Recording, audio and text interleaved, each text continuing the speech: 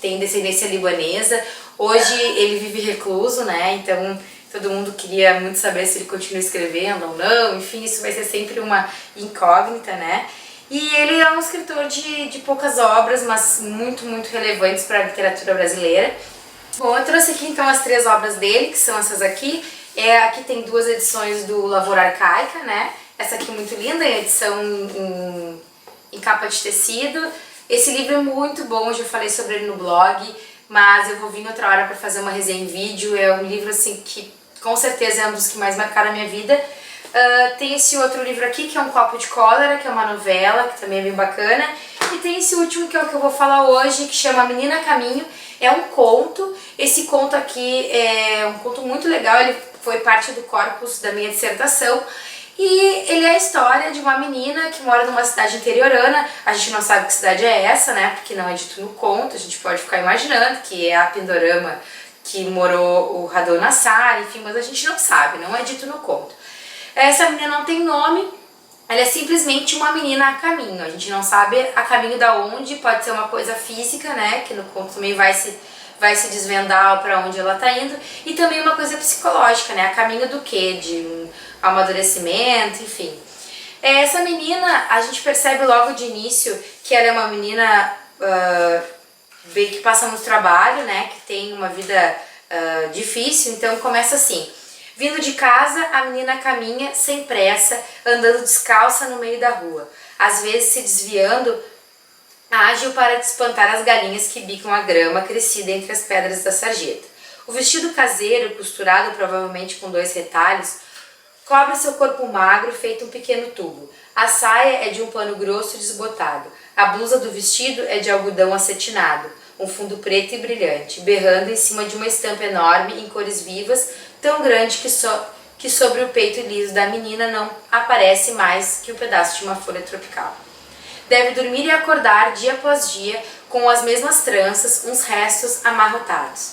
Nessas tranças ela tem um laço encardido, que vai aparecer aqui, e assim como queria Edgar Allan Poe, que, né, criou isso do conto, do que tudo começa, tem que se fechar, vai ter sim um final lá que vai aparecer esse laço de novo. Bom, essa menina vai caminhando então em direção a algum lugar que a gente não sabe, como eu falei, e ela vai vendo várias coisas, né? Ela vê os meninos montando como se fosse um circo, né? E ela vai percebendo que estão falando algumas coisas, algumas fofocas, né, sobre o filho de seu Américo, ou dizendo assim, não podemos ir porque tal coisa aconteceu daquela vez. Só que como a gente tá acompanhando essa história, o narrador tá colado no olhar infantil, a gente realmente não desvenda muitas coisas. É uma história que a gente fica querendo saber o que aconteceu, mas não tem certeza porque é o olhar infantil e acompanha a menina. Então assim, ela vai passando por várias coisas nessa narrativa, e muita coisa em relação... tem alguma coisa sexual também presente em vários momentos, como quando ela vê uma senhora conversando com um rapazote, como diz o Raduan, e ela percebe uma insinuação da mulher. Tem alguns momentos que nem quando 2 cachorros estão cruzando e os meninos começam a fazer maldade com esses cachorros, então eles jogam água quente nos 2, daí a cadelinha sai sofrendo muito, né, e a menina se compadece com isso. A gente não consegue nenhuma vez ouvir a menina até aí, né, e acaba que a gente só sente o que ela sente porque o narrador tá colado nela, que é uma estratégia muito legal e que funciona muito bem. Ela vai passando por vários lugares, ela passa por uma barbearia, ela vê alguns homens se xingando e brigando, falam coisas também sexuais e também palavrões, daí alguns enxotam ela, ao mesmo tempo que percebem que ela tá ali também, ela é um pouco invisível, assim, ela vai caminhando pelos lugares e acaba vendo muita coisa e percebendo muita coisa também. Ela vai passar por um armazém, vai passar por vários lugares, né? No armazém não, ela passa primeiro por um lugar onde vende sorvete, ela vai vendo aquela massa de sorvete sendo feita, cor de rosa, e ela é uma menina que, pelo que a gente enxerga, ela passa vontade, né, de comer. Então, quando ela entra no armazém, que é o último lugar onde ela vai chegar, o armazém do seu Américo, ela começa a comer as coisas dentro do armazém. Ela entra num armazém fechado, e ela começa a comer as coisas, ela come umas balas, enfim, e nesse momento o seu Américo, que é esse senhor, ele olha pra ela e diz: o que tá fazendo aqui? E começa a xingar ela.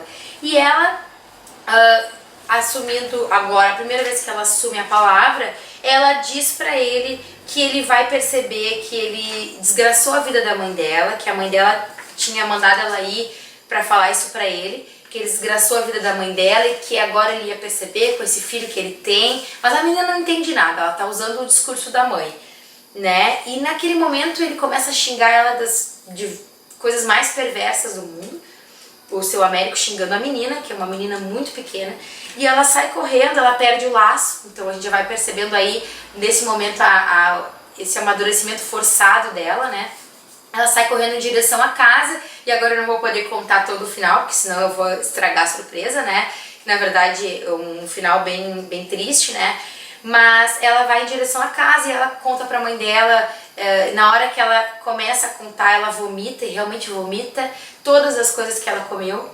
Então, a gente vai percebendo que aconteceu alguma coisa, tem em relação a alguma traição, da mãe, a gente não sabe bem o que é.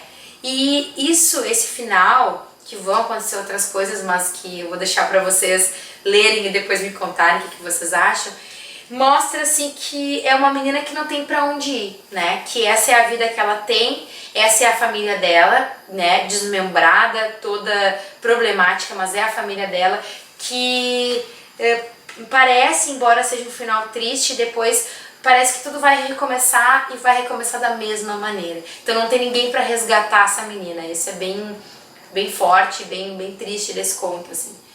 Então é isso, eu vim contar um pouquinho pra vocês, volto pra falar dos outros livros em algum momento, e fica aqui a indicação, então, Menina a Caminho, do Radô Nassar. Até a próxima, beijo e até mais!